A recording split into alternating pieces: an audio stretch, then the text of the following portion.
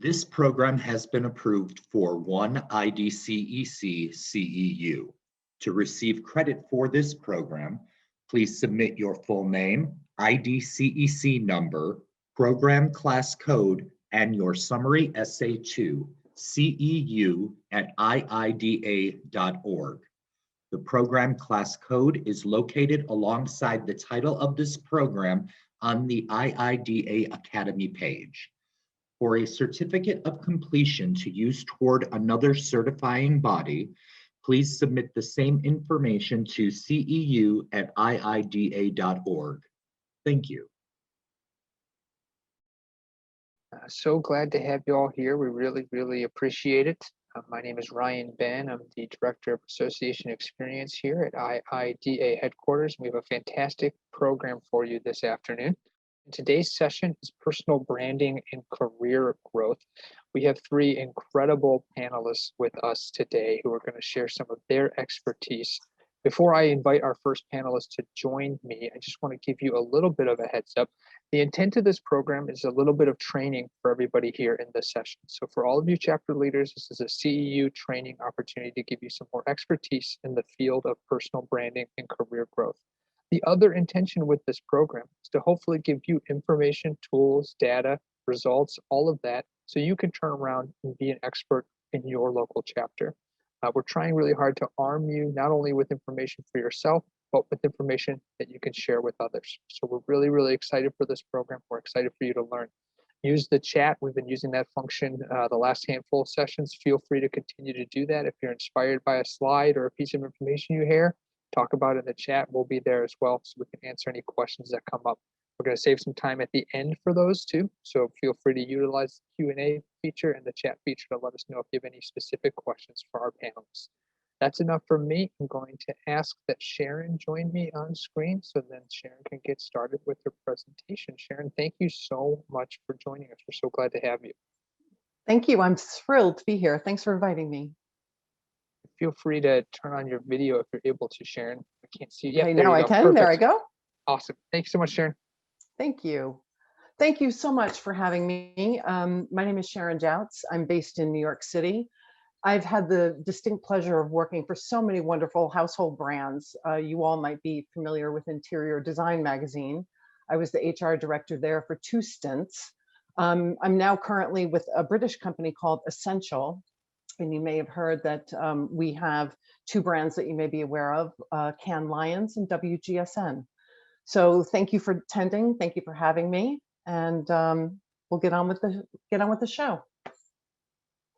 So your brand, your career. What does that mean? I'm going to be walking you through 3 things. The first thing I'm going to be walking you through is your resume, talking about networking, and then 3 things that you need to be happy. So this first slide, your resume, is have someone who doesn't love you read your resume, right? Your mother, your husband, your brother, they're all going to think you're absolutely fabulous. You walk on water, and that's great. But give it to somebody who you give free rein to be critical with kindness, okay? So give the person absolute permission to tear apart your resume in the kindest possible way. And this person doesn't have to be in the design world. I mean, in fact, it's actually good if you're not, because they'll call you out on jargon that shouldn't be there. Your resume should be able to be read by anyone and have anyone understand your career journey, okay? And then no summaries or objectives at the top of the resume, in my opinion. Though that information gets lost in an applicant tracking system, or the words just don't pop, or the phrases don't pop. You'd be much better off to use search engine functionable words and phrases instead. So read the words, for example, in the job description or the ad, or hearing what someone told you, and make sure those same words are in your resume somewhere.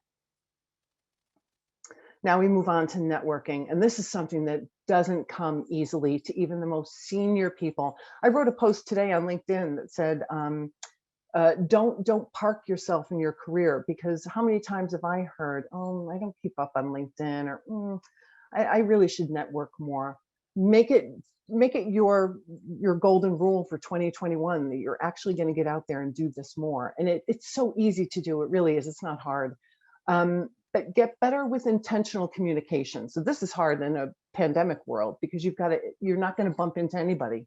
So you've got to actually reach out, but you can reach out nicely with, I saw this article and thought of you. Hey, I'm thinking of you with all this snow. Hey, how are you doing in that new job?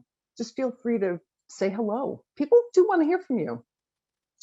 3 B's to live by, and you should always be doing one at least every day. You should be bridging, which is reaching out to people that might have similar interests to you, so it feels natural that you would reach out to these folks. Bonding, nurturing your network. Hey, I saw this article and thought of you. Or brokering. You know who you need to meet? Let me introduce you to this person. Always be one of those 3, bridging, bonding, brokering. And you'll find that as you get through it, it does get much easier. You can join a virtual networking group or a meetup. Those are really great on LinkedIn. And then loud for the people in the back. It's not just who knows you, right? You always say, oh, it's about who you know. And that's true, it is. But who knows you? Are you actually out there? Are you putting yourself out there? Do people know that you're looking? What networks and avenues are you using? Have you Googled yourself? How are you showing up in the world? So that's networking. And the 3 things you need to be happy. This is in life. Forget about careers, although this is important for your career. But in life, if all of the hygiene factors are okay, you've got a great boss, you work for a nice company, you make decent money. And I said decent, not a lot, because you don't need a lot to actually be happy. It's surprising, but science has proven that. But these 3 things, if you don't have all of them, you will not be happy. I can guarantee it. So if you don't have purpose, do you wake up and feel like, you're going to accomplish something today? Does your work connect with your life goals and priorities? My life goals and priorities are to bring women along. That's what I get jazzed about, is helping women succeed. So does my job allow me to do that? You bet it does. And I'm very happy about it. So think about that. Mastery. Does your work allow you to become great at something? Are you learning? Imagine not learning. Imagine going to work every day and just, it's not exciting. So you have to be able to learn something and increase your skills. And then autonomy. And boy, this is a big one that we've learned, right, in this pandemic. Does your work allow flexibility so you have balance? So for example, if you are very enthusiastic about yoga, are you a caregiver? Do you have young children? You need to have a job that sort of meets you where you are. So if yoga is important to you and there's a 3 p.m. class, you're going to want to work for a company that measures you on output, not on hours and FaceTime, right? Are you a caregiver? Are your mornings busy? And so you're going to start work at 10 a.m., not 8:30 or 9 like everybody else. So make sure that those 3 elements are in play in your next role for happiness. My name is Susan Fireside. I am the art director at IIDA. I've been a practicing designer specializing in brand development for probably over 20 years on a variety of brands, from some of the big companies to smaller startups. I mostly stay in the space of working with other organizations in the design field. So I'm at IIDA, and in my spare time, I am on the board of the Society of Typographical Art, which to me sounds like something from a Harry Potter movie, but it's basically for people who love type. So it's just more design than you can possibly imagine. And I'm thrilled today to be talking about branding and personal branding. So I want to thank Ryan and IIDA for having me here, and let's kick this off. So A big part of my career has been in developing brands, and I've been fortunate to work with some established brands with large teams, and that can involve multiple stakeholders, as well as working with startups and just smaller one-on-one individuals in crafting theirs. Now, I haven't worked on the Starbucks account, but I think it would be a great place to just kind of kick this off. Instead of talking about what a brand is, I'm going to start off by talking about what a brand isn't.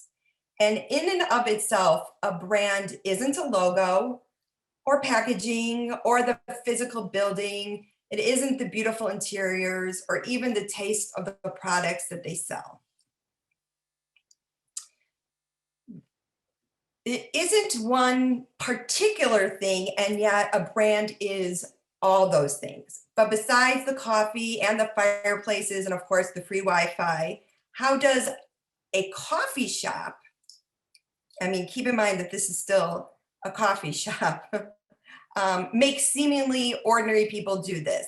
And now think about it. These people love coffee. They love their coffee so much that they dress their kids up as coffee for Halloween. They share pictures of their dog drinking it on social media. I am completely guilty of this myself. And why? Is there anything that you love so much that would cause you to do this? Somehow, some way, these seemingly normal people became brand advocates for a company with how many millions and billions of dollars with plenty of money for marketing and advertising at their disposal. And yet, why do regular people end up doing this? They're walking around telling everybody how great they are. So how does this happen? Because Starbucks has crafted a brand that resonates with people, not just because of what they serve, but how they serve it, how they work with their local communities, how they love their dogs, plus a million other reasons such as ease of use with their apps, to allowing customers to customize the drinks as they see fit, which they can go and take with them on the go or sit into their beautiful stores and enjoy them.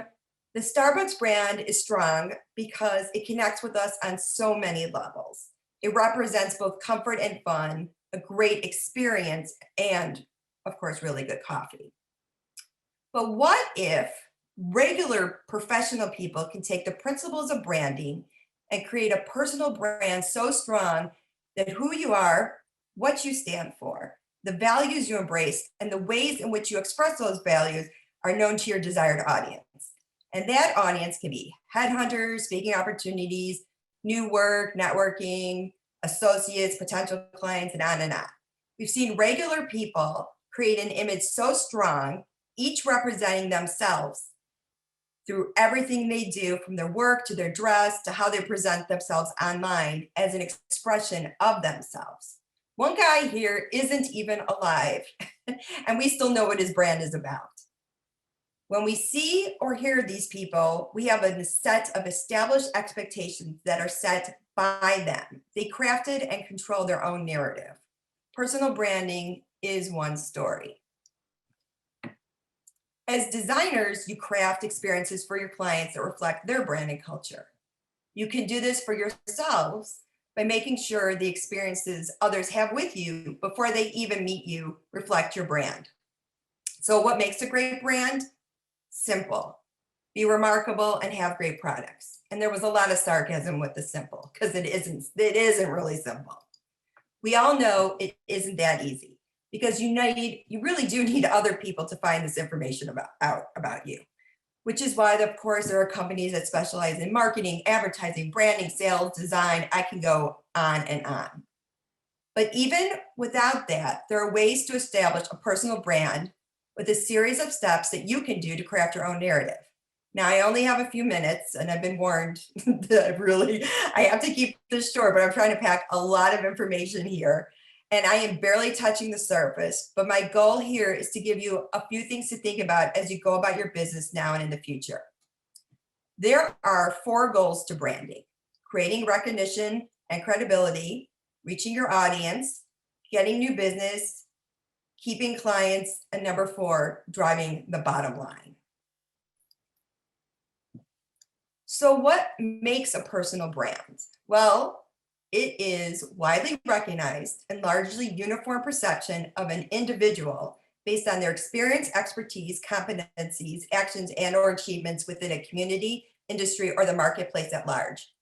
Okay, wow, that was quite the definition, but to put it in easier terms, I couldn't think of a single person better than Kim Kardashian, who has created probably the largest personal brand.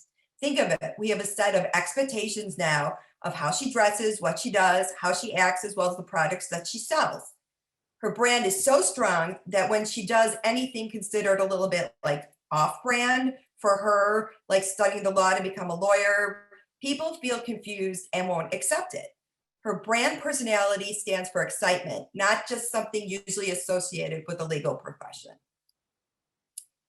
Part of developing one's personal brand is figuring out what your brand personality is. And yes, I know you're already people with your own personalities, but all brands fall under the framework of different brand personalities, which convey different characteristics. There are only actually 5 personalities, and all those personalities are, let's see, sincerity, excitement, competence, sophistication, and ruggedness. It's those characteristics that will later help inform other brand traits such as tone of voice, visuals, and so on. So ask yourself the same questions that Gwyneth asked to help figure out your brand. Who am I? What is my purpose? Why do I exist? Okay, these feel like really big questions, especially right now. But part of developing your brand is that you get to create what you want. Your personal brand should highlight your strengths, establish a reputation, build trust, communicate the unique attributes that you bring to the table. From words and pictures, sounds to smells, developing a brand is a feast for the senses. Remember, personal branding is one story, and by understanding how you want to tell that story, you can, quote unquote, brand yourself in ways that allow more people to get to know who you are and how you bring value before they even met you. Why? Okay, this is good. Just like Gwyneth Paltrow here, who went from award-winning actress to building a wellness empire, she changed the narrative about herself. So no longer do we think about Gwyneth as an actress, we think of her as a wellness person or personality. And she was able to flip that by, repositioning herself in a way. You can do this too, with a conscious and intentional effort to create and influence the public perception of yourself by positioning you as an authority or expert in the industry, by elevating your credibility and differentiating yourself from the competition to ultimately advance your career, increase your circle of influence, and have a larger impact. There are 5 goals to branding: identify, inform, entertain, persuade, or differentiate. Our brains are actually wired to notice what's different. It's important for us to focus. An unfocused brand is too many things, so it doesn't stand for anything. With a focused brand, everyone knows what it is and why it's different and why people want it. So how do you differentiate? You start by getting to know you, asking yourself some questions, looking at yourself with the same objectivity you would when you take on a new client or project. You figure out who you are, determine what you want to be known for, define your audience, establish a unique tone of voice, and craft the visual narrative. Once you have that all figured out, which will take more than just a few minutes, another part of differentiating is what we call brand voice. For instance, brands can be lively, positive, cynical, or professional. Passionate brands use certain language that has upbeat, playful feel. Authentic brands are honest and direct. You can start by developing a voice for your brand by examining your culture, community, and conversation. Now we get to the visual narrative. This is actually the part where most people want to start, but until you want to differentiate, but you can't until you understand how you want to differentiate. It's a lot harder to come up with visuals that really reflect your personal brand using today's marketing. And Melissa is going to actually go farther into that in the next presentation.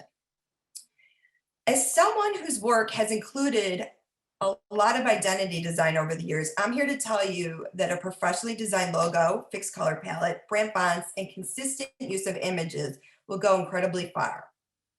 If you can hire a professional to help you with these next steps, do. But if you have to, and since you are creative people and you do know the principles of design, so this is not like the normal situation where I'd be talking about branding with just someone who has no experience as far as like creativity or you know, even in the design profession, I think you're going to have a lot easier time if you need to do this yourself. There are a lot of resources out there to help you get started. They all come from different perspectives, such as business development, storytelling, brand building, as well as design. I'm sure you've seen some of the examples of brand guides here on the left. They're just an overview of how images, colors, fonts, logos, photography, and illustration can all come together, but this is at the very end of the whole process. Depending on the size of the business, brand guides are often used as a reference to make sure all communications designed for marketing are using brand standards. And it's important in establishing trust that they're used consistently, otherwise it starts to dilute the brand. So having something to refer back to really helps. There's a fantastic guide that's available that can go into really great detail about the steps between strategy and design and how to put it all together. There's actually a fantastic style guide that I will share in the chats because it has a very long URL and there's a lot of opportunity to mess that up. So I'll share that link, and it's a great resource for everybody to have. As I said in the beginning, a brand is not just a logo, but rather a combination of sights, sounds, taste, words, and even smells coming together to create an experience, an impression. Every touch point that your audience comes in contact with you should represent your brand. One of the challenges that we face, and this is way before COVID, is that you'll never know what that first touch point is going to be. And chances are it will happen before anyone meets you in person. Sometimes first introductions to you might come from seeing a social media post, seeing your LinkedIn profile, a photo of you used as a panelist for a speaking event, or first introduced through a Zoom call. Because you don't know, each interaction someone might have, you want it to represent your brand. Branding assigns tangible and intangible and inseparable attributes like name, logo, colors, voice, to the offering that helps develop a personality that has the distinct identity in the market. There's many ways to develop an identity. The first being the logo that represents you. Now, the reason to create a logo is that it aids in recognition and in differentiation. That is like just the biggest, that word does not roll off the tongue, but it's probably the word that's the most, if you get anything out of this talk, differentiation is probably the most important thing. But a logo is a visual signifier distilled down to its very essence, a representation of what is assigned to it. It isn't until time has passed, repeated use, and always in contact does a logo gain recognition, kind of like people. So what makes a good logo? It's easily recognizable, versatile, memorable, and simple. Just be careful who does this for you. Logos communicate a lot in an awful small size. There are so many varied ways that this could go bad. So please heed this warning. A bad logo, like a resume with a lot of misspelled words, can actually hurt. And then of course, there's one of my personal favorites, and that's typography. There is an entire language based on typography beyond what the words itself means. How we use typography is another way to convey certain characteristics such as intelligence, authority, passion, creativity. Type that has a sans serif, those little flourishes that have a decorative element in the typeface, is often used in more traditional and conservative businesses such as legal and financial, while type without those flourishes can feel a little bit more contemporary. Typefaces that are light and weight can feel sophisticated and elegant, while hand-drawn type can convey a feeling of being more personal. The same way fashion changes over time, typefaces can often be associated with a certain time period, so they can actually date themselves. Having an understanding of the history and association of type, along with how it's legible on different applications and with color, are a key part of the personal brand. What's great is there are plenty of free options for fonts and type if you go to Google Fonts that you can use for both professional and personal use. In case you're wondering what the difference is between a font and a typeface, well, fonts are just the digital version of type. Of course, color plays a huge role in developing a brand. I don't have to tell this group of how color theory works. You can see the associations of color in this slide, as well as all the emotions that they can convey. We use color to communicate in branding ways to express ourselves and to stand apart.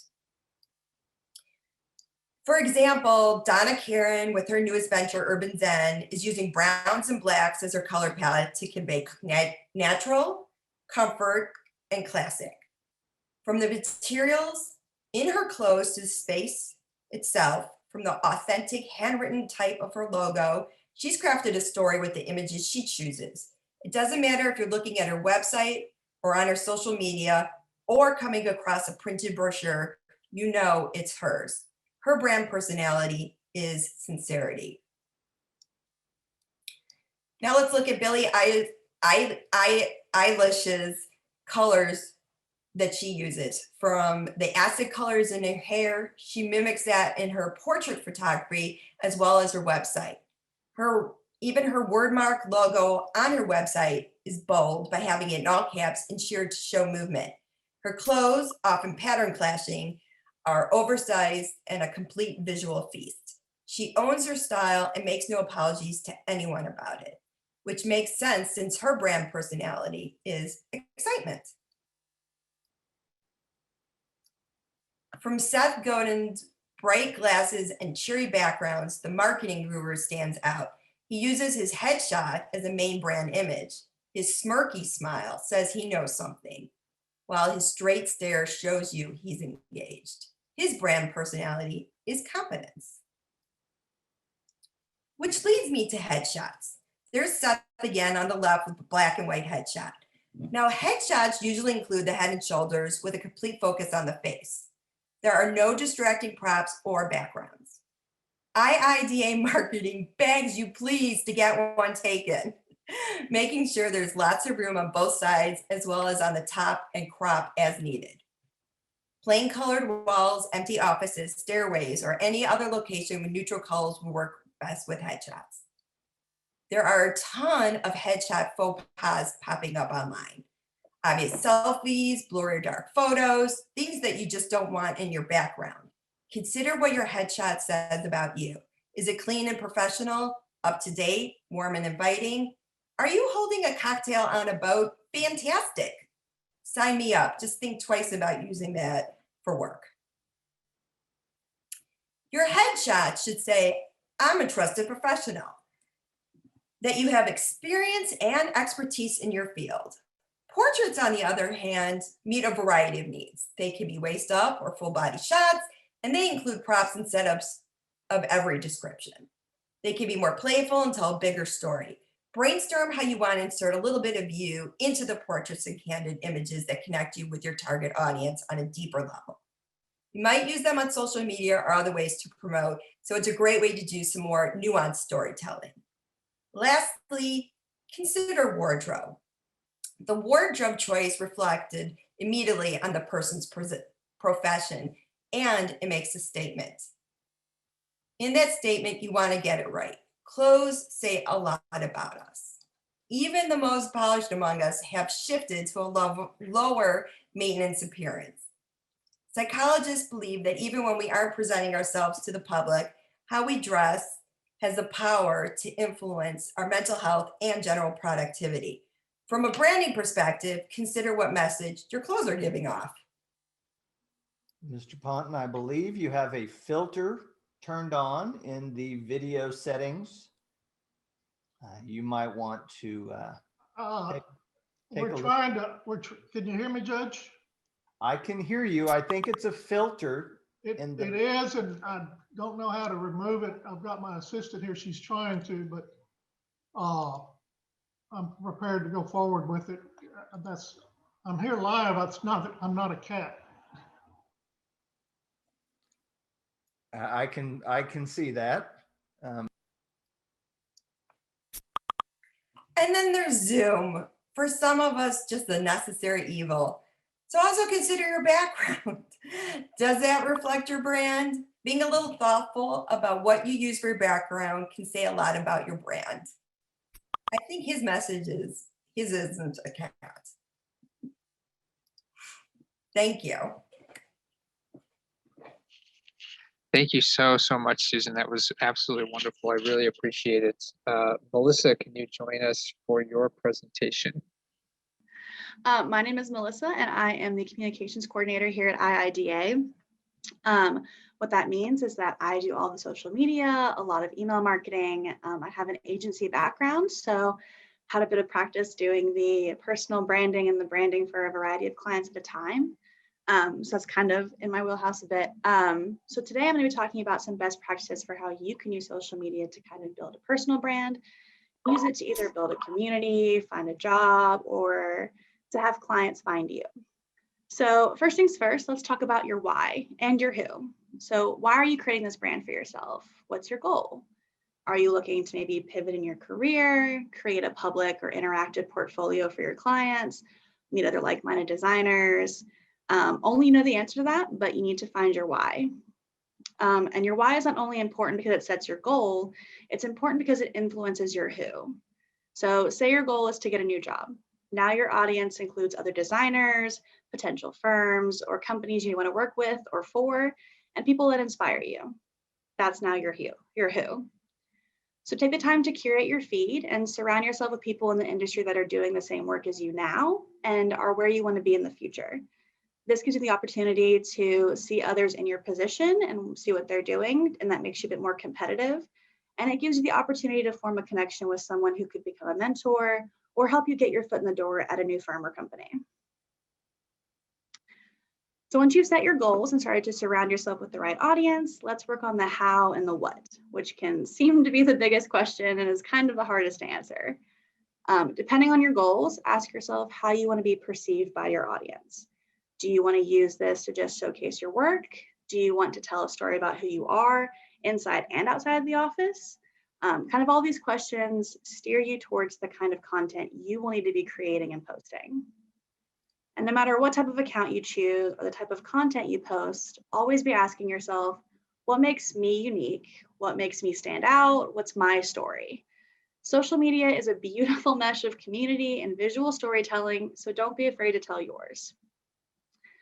So now we're going to look at a couple examples of what these accounts will look like. I'm going to focus mostly on Instagram and LinkedIn. Instagram because we're a very visual community, LinkedIn for looking for a job, but we're going to touch on them all really briefly. So a common account type that you'll see, especially with established designers, is a profile that's a mixture of professional work, announcements, upcoming projects, and then some polished personal posts. This type of profile gives your audience a glimpse into who you are outside of your work, which can make you appear more approachable and open. With this type of profile, you're going to want to focus on a 3-to-1 ratio of professional to personal posts. This profile is still mostly being used to help you find your next job or client. There needs to be plenty of work being shown. On your feed, showcase project photos, announce upcoming projects, share process videos, sketches, and mix in some personal pieces as well. Common things are things like personal announcements like getting into a new program, passing a certification exam, holidays, family photos, anything that kind of tells you who you are and things that you're comfortable with a potential future employer or client seeing. On your stories, you can be a bit more in-depth and casual. You can showcase behind the scenes of your work, countdowns to project completions, before and afters, casual photos of you working and just kind of living your life. All things a bit more interactive and personal, so people can kind of get to know you and your work style. Another common profile style is the professional and inspirational profile. It's kind of what I dubbed it. This type focuses more on the work and then sharing your passions.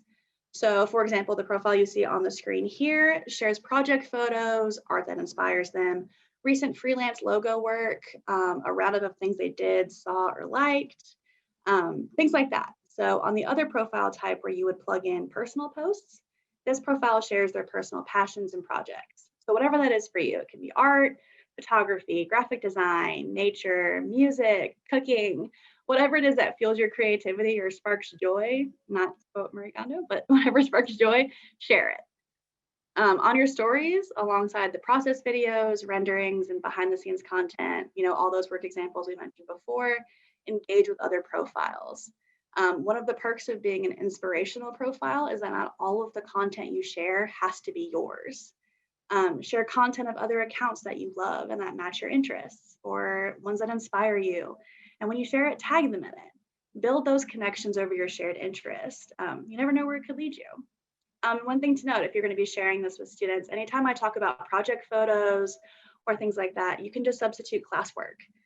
It's still work that you're doing that builds your portfolio before graduation. So just kind of plug those in instead, and same thing. So those were two types of Instagram feeds that are a bit more personal, interesting than just your typical work profile. These can be separate from your personal profile. For the average person, I've seen that having two profiles kind of works best. One having a private personal account for photos with friends, to share photos of your kids, recipes, whatever, for just your family and friends, and then a personal brand account. But how you build those or keep them separate, or if you keep them separate, is totally up to you. So now I'm going to jump into LinkedIn. And I know that LinkedIn is secretly everyone's least favorite app, and that no one really uses it unless they're actively seeking a new job. But like Sharon mentioned, that shouldn't be the case. You as designers need to network and build relationships in the industry as much as any other professional. And your work is interesting and super shareable. So keep it professional, but show your interests. Share recent projects, announcements from your company or firm, articles related to your industry or interests, and follow people and hashtags that you're interested in. Just be a part of the conversation. And I cannot stress this part enough. Engage. Comment on posts. Share with your audience your thoughts. So when you share a post or an article on LinkedIn, add some commentary to it. Be a part of the conversation. People on LinkedIn are always trying to connect and build up their networks. And the more that your name pops up around a trending topic, the more industry people will see it and connect with you. And never be afraid to talk about yourself. Share your accomplishments, things you're proud of, new positions. LinkedIn is kind of built to talk about yourself, so hype yourself up a bit and don't be shy. And so quickly to touch on Facebook and Twitter, I don't really recommend these for building a personal brand. Facebook has kind of become the place where you just keep up with friends and family, not really businesses and brands. I was looking at my Facebook and I had to scroll for ages before I got to a post from a business or a brand. So it's not really the place to be. And Twitter doesn't really lend itself to more visual work. It tends to be more for quick copy and news. But if you do choose to have these profiles, remember to maintain the same voice, tone, and branding across the board. One thing to note, I didn't give them their own slide because I don't think it's ideal for job searching for this industry. But I wouldn't be in social media if I didn't mention TikTok. So take a look at it. There are artists, designers, and creatives that are all over the app. They're getting tons of views. They're showing their processes. And if you're comfortable, make a profile. I mean, it's never going to hurt sharing your work on another app. It'll challenge you. It'll push you. I know video editing can be difficult, but you learn something new. Always got to be learning. At the very least, though, I do recommend taking a look at those designers if you need content inspiration. And you don't have to go on TikTok to find them. A ton of creatives are sharing their TikToks on Instagram Reels.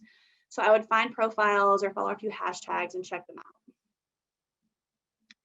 So now back to the branding that I mentioned with Facebook and Twitter, I want to go over a quick social media personal branding checklist. By now you've established your goals, your audience, your platform, your profile styles. So this checklist is just kind of a reminder of what you need to do to help make those profiles more successful. Number one, post consistently. The algorithms will knock you if you don't. Even if it's just once a week, twice a month, whatever works for your schedule. Posting regularly lets the algorithm know that you are active and will keep your content on your audience's feeds. This includes feed posts and stories. So with stories, the more you post and the more they are viewed, the closer to the top of the feed they're going to be. So more people will see them, the closer they'll be. It's very cyclical. Just be consistent. Engage. I know we talked about this in the LinkedIn portion, but it applies to every profile. Social media is about building a community, so take advantage of it. Comment, share, like, follow, just be active and engaged, and you'll find your niche and your audience. Tag people that you're talking about or sharing content from. Make sure they see the notification with your name in it. I mean, don't go overboard and spam people, but give credit where credit is due when you're sharing those articles, and use it as a chance to get noticed. Maintain branding. Susan covered all sorts of stuff about personal branding. And here's some of the places that you can use it. Make sure your profile pictures, your logos, username, voice, tone are all the same across the board. The goal is to be instantly recognizable no matter what platform you're found on. So like, when you're on your phone, you're on Instagram and you're searching for somebody and all you see is their username and a tiny photo of them, you want people to be able to recognize you from just that. Be authentic, be you. You are what makes your stories and work interesting. So don't hide your personality, even if it's just in the way you write your captions or comment on other posts. Don't be afraid to show a little personality and keep it light. Last but not least, stay flexible. If there's anything last year showed us, it's that things can change in an instant. So your goals might change. How you choose to achieve them may change. Stay flexible and never get too set in the ways you're doing things, especially online. And to just kind of wrap this all up, just a reminder that now is when the hard part begins. Social media, personal branding, job hunting, none of that is easy. And it's going to take a lot of work, but just a friendly reminder to not get too discouraged. And especially to the young designers who are either listening now or maybe listening later, don't overanalyze or compare yourself to your peers. Remember that social media is curated and you're seeing the best of everyone, so don't be too hard on yourself. Take your time, put in the work, and you will see results. A lot of this work, like what you post, when, how often, et cetera, kind of relies on you. I always joke that answering questions about social media is a challenge because 9 times out of 10, the answer is, well, it depends. But only you know your goals and what you're looking for. I can only give you the best practices to help you make that happen. That being said, after all of this, if anyone has questions about how to reach their specific goal, I'm happy to help. My email's at the end of this PowerPoint, and I'm happy to talk through any strategy specific to your goals and interested if you're interested. Thanks again for having me, and I'll pass it back to Ryan.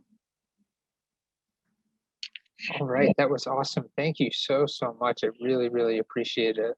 Melissa, Sharon, and Susan, that was fantastic.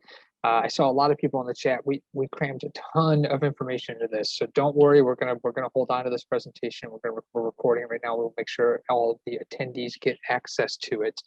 We had a couple of questions come in that I thought might be worthwhile for us during this Q&A moment.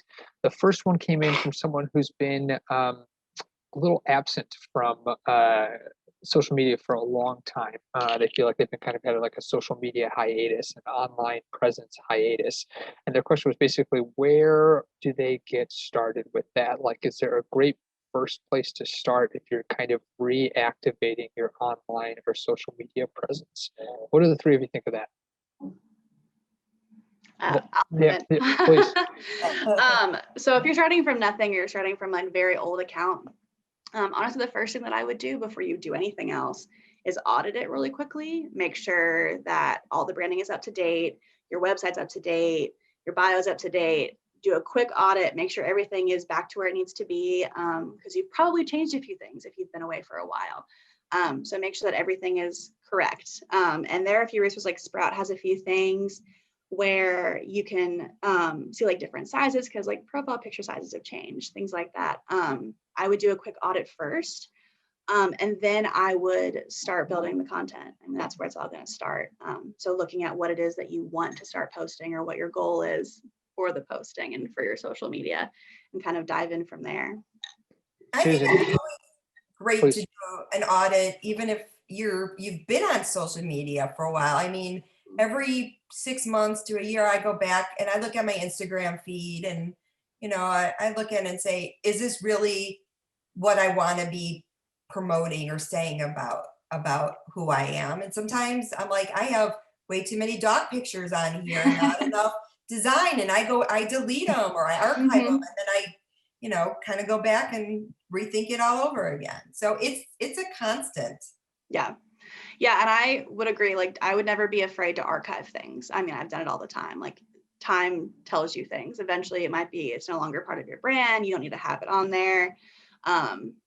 Just don't be afraid to archive things, and don't delete it, archive it, because then you can bring it back. Yeah, that's why you archive it. Don't delete it, archive it. And also, ask yourself, is this the kind of work I want to be doing more of? And so sometimes sharing work that maybe isn't the kind of work that you want to be known for, you take it down. It's just that easy, because people will look at your Instagram feed and they'll get an idea of what it is that you do, and people make assumptions when they see it. And so if you want to steer yourself a little differently professionally, sometimes just what you show out there makes a big difference. Yeah, that's really, really helpful to hear.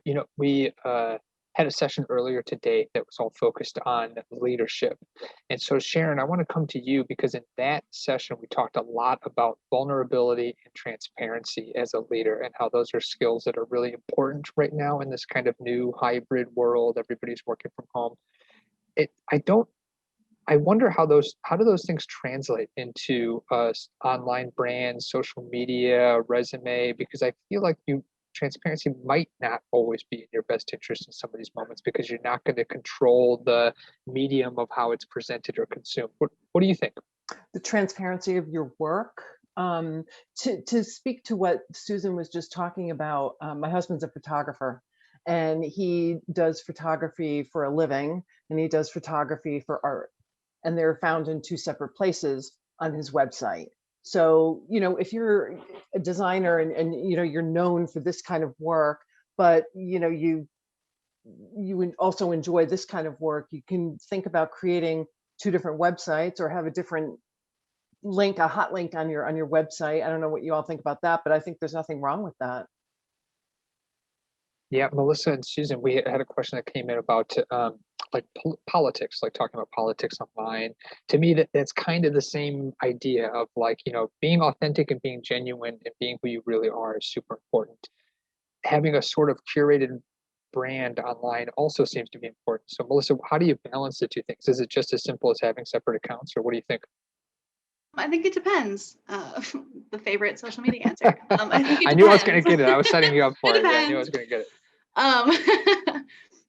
No, I do. I think it depends. I think it depends on what your brand is. Like, for example, for me, as the token young millennial in this group, politics is important to me. And being able to state what I believe is important to me. I'm never going to say anything like too radical or insane, but like when I feel the need to say something or step up for what's right, I'm going to do it.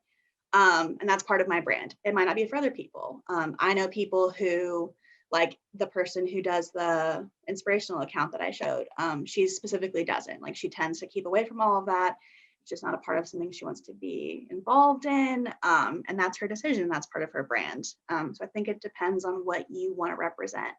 I would recommend not getting too intense unless your brand is to be a political commentator, then like go nuts.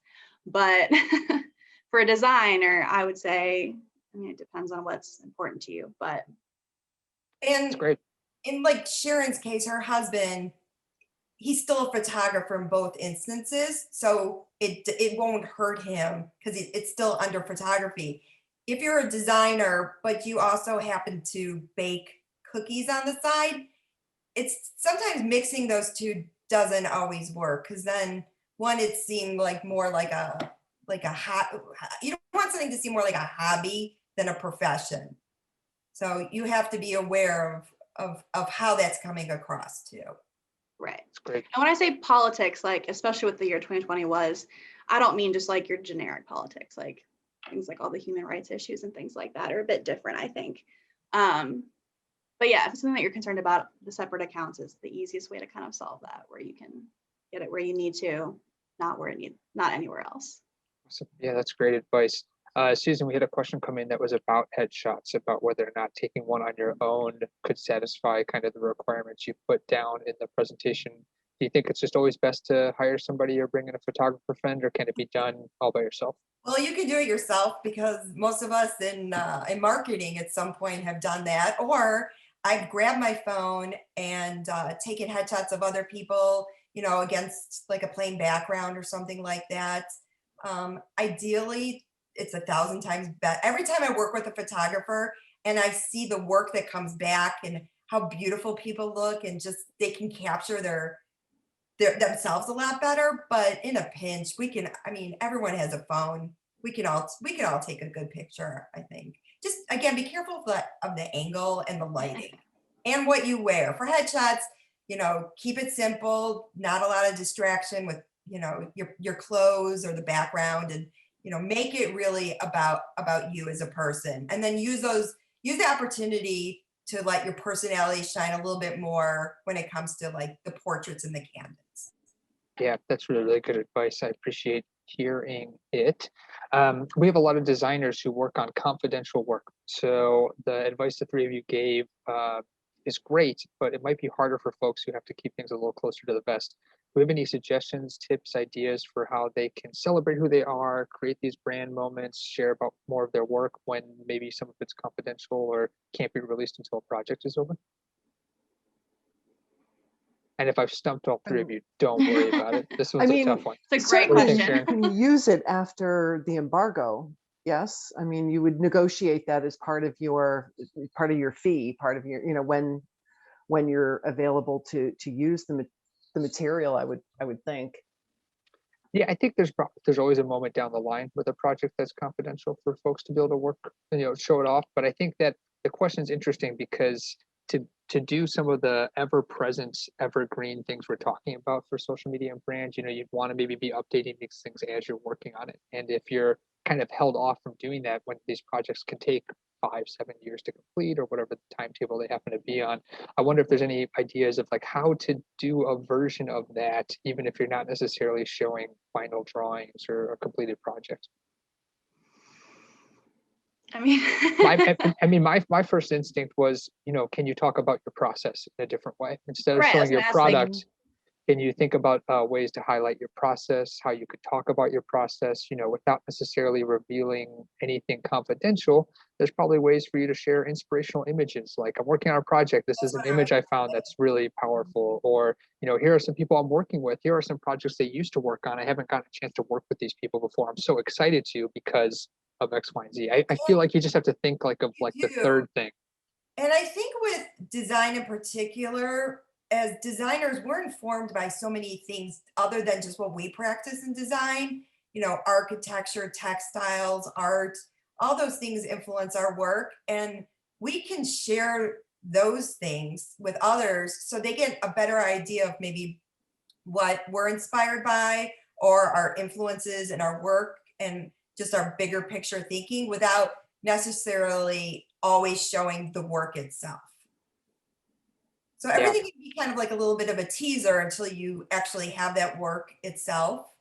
And you can always go back into your archives. There's nothing wrong with taking old work and showing it again, because not everybody, you know, feeds from like 3 years ago. No one can remember that. So share it again or share it with a slightly cropped angle so nobody realize, you know, if they've seen it before, maybe they're going to see it in a new way. We're very big on cropping things at creative angles. creative cropping. It gives it a fresh perspective. It looks like it's new. So We will do a whole session for the next a whole CLC session called on cropping. Creative Cropping. Cropping will and do how to take a picture with your phone. I'd be more than happy to do that for everybody. That's awesome. That's absolutely awesome. Well, we've only got a couple of minutes left, so I think instead of getting into another question, I'm going to just call it there. I really, really appreciate the three of you taking the time to be here and do this session. This was, I thought, really invaluable. Again, my hope with creating this session for everybody attending is that some of this information will be practical and usable for you, but also in this hybrid, pivoting, career growthy moment that we're all having and living through right now, I really hope that maybe some of this helps you articulate some of this information backwards to somebody else. Let's not hold on to it for ourselves. Let's try and help each other out. So thank you, Melissa. Thank you, Sharon. Thank you, Susan, for being here.